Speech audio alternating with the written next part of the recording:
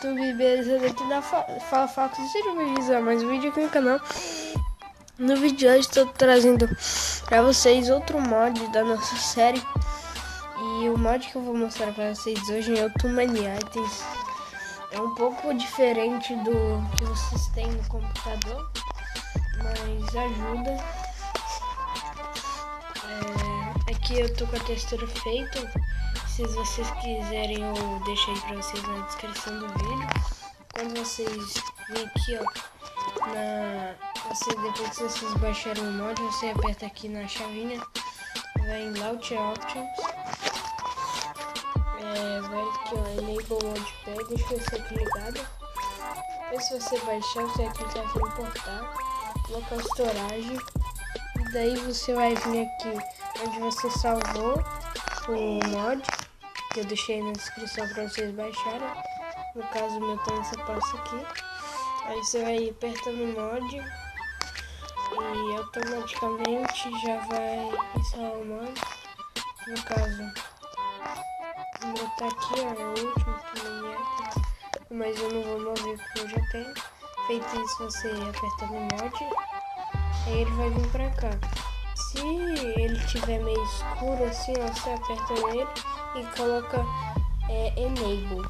Ou se tiver esse Disable, é porque ele já tá ativado, ó. Se tiver desativado, vai ter esse Disable na frente. Deixa eu desativar esse mod da Redstone também. Aí você Enable ele ali. Feito isso, o mod já vai estar instalado aí no seu Block Launcher. Mais pra frente eu vou estar fazendo um vídeo mostrando, deixando para download de Block Launcher. O último vídeo foi do Minecraft Pocket Edition 0.10.4. E tá aqui, galera. Esse é o mod. Depois você instalar, vai estar esse M aqui no canto, que é ele. Você vai por aqui, ó. Aqui os tópicos, com cada tópico tem os itens. Tá vendo aqui em Food vai ter só comida, entendeu?